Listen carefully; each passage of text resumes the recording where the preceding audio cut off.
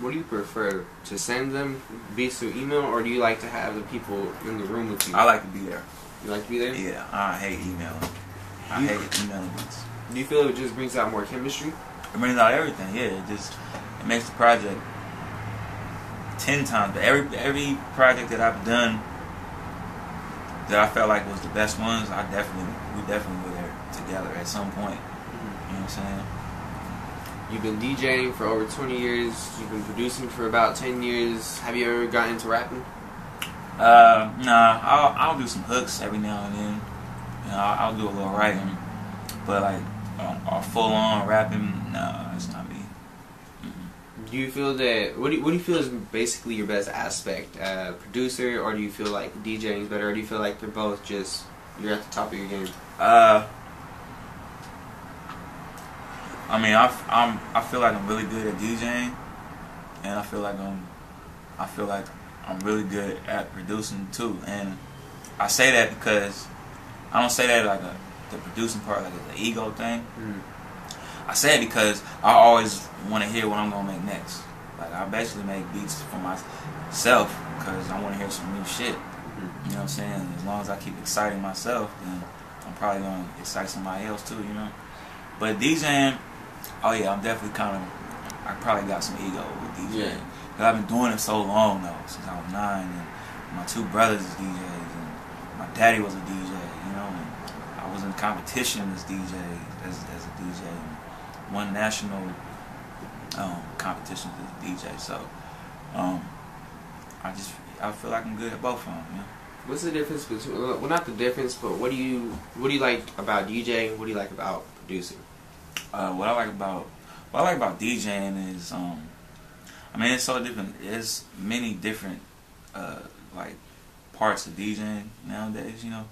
But the DJing that I do, I like the showcasing and you know making the crowd go crazy, and then I like just making everybody dance and talking to the crowd. A lot of DJs don't talk to the crowd, but I talk to the crowd, and you like the conductor, you know what I mean, and you just control a lot. Like I've done some parties where you gotta know what songs to play to keep them hella hype, but not make everybody start fighting and shit. Yeah. You know what I'm saying? That's a good DJ. That's a good conductor. These songs are powerful. You know what I'm saying? The music is very powerful. But what I like about producing though is like it's just like a high for me. It's like I don't know. It's like I look at the keys and my mind could just go anywhere. And I don't know. It's magical. Every time it's magical. I can't even explain it. Coming out of the Bay Area, basically, you've been here for a while. What would you say is the difference between? Because there's basically, I view it as 3 different types of Bay music. You have like the oldest generation, you have kind of the hyphy movement, and now you have the whole New Bay era. What would do you like one more, or do you kind of just what would you like about all 3 of them really?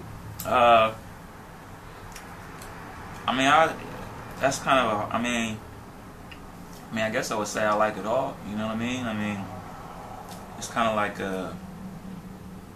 it's like movies in a sense, you know. Like you have certain movies that you love when you were a kid, and when you think about it, you're like, oh, that used to be my favorite movie. Like Beat Street, I love fucking Beat Street. I can watch that right now. You know what I'm saying? It was one of my favorite movies, even though it came out when I was a kid. It was a different time. Gotta get that. You know what I'm saying?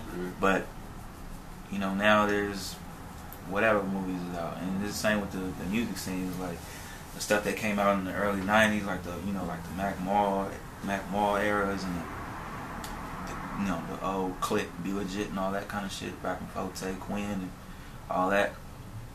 I love that shit. You know what I'm saying? That's part of our history, our culture, Bay Area culture, music, and then the stuff that's out right now is tight too. You know, it's like. I always look up to E40 in that sense, because E40 is one of the kings of staying with the times, but also keeping his identity, and you know what I'm saying, and like stand because some people can't do that. Some people get stuck in their time. A lot of people get stuck in their time, or try to stay relevant and sound corny. Yeah. You know what I'm saying? So I like to think I'm the same way. It's like, you know, keep up with the times and just, if you're a real fan of music, you're going to learn to adapt to everything, and it's just going to happen regardless. Just because you always want to hear new stuff. You know what I'm saying? But you also remember where you came from too. So I like it all, man, to answer your question. What do you feel is the difference between Bay Area music and LA music?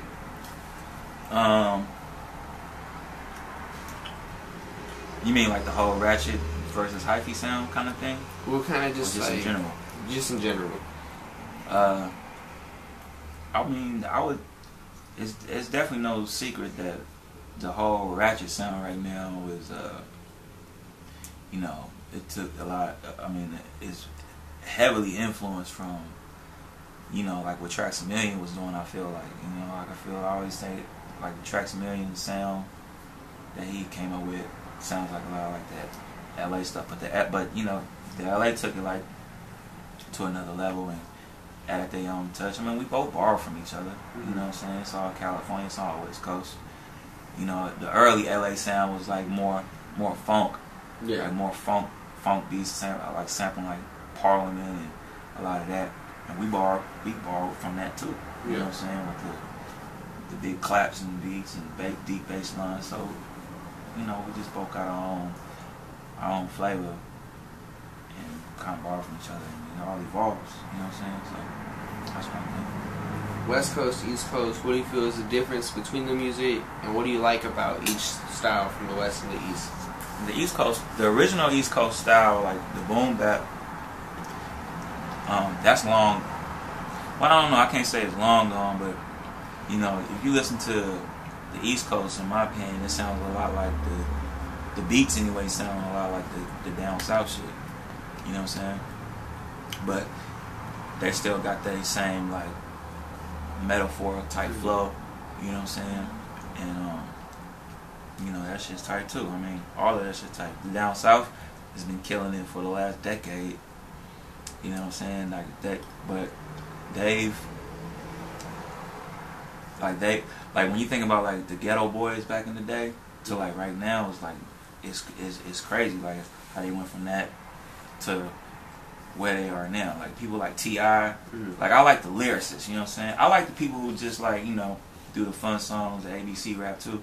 But I like the lyricists, like the T.I. wordplay, the Rick Ross wordplay. Even though I don't agree with everything he said, but I always like to listen to dope wordplay. Like oh, that sounded dope. You know what I'm saying?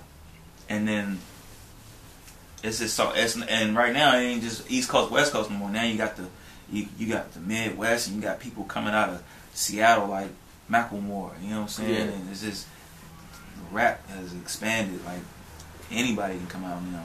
But the Bay Area sound is definitely evolved. Like the lyrics is just crazy. Like the average dude that say he can gas, like is, you know, he's killing shit. You know what I'm saying? Like people like Gully, Shady Nate, Chris the Fifth, like them is like top level lyricists, in my opinion. You know what I'm saying? But then you got like this, you know, like the swag type rappers like Cool John and them, you know, they killing shit too. You know what I mean? I Am Suing them, killing it. You know, so I think the only thing that's missing from the Bay, which has been missing here for a long time, is this. It's just the business. You know, there's not hella multi-millionaires in the Bay Area like it is in LA. So to invest in artists. Yeah. You know what I'm saying? So, you know, you gotta leave to achieve. You know, you gotta leave and go to it. You know what I'm saying? I think. And kind of, what do you feel is the support level in the Bay Area? Because I remember they actually played your song out in New York, but not in the Bay Area. Yeah. So what do you have to say about all that?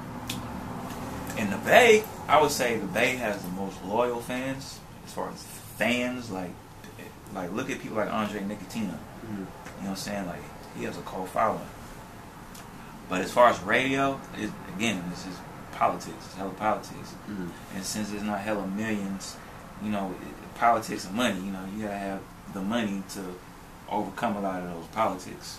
You know what I'm saying? That's on, I would say, Bay Area radio, whatever you want to call it. So, you know, that's what I think about that. What was the song that got played out in New York, and what station played it? I was Freddie Gibbs and E40 and Cousin Feet. It was called Pussy Got Slapped. Funk Master Flex picked it up, and he was playing it on his show out there.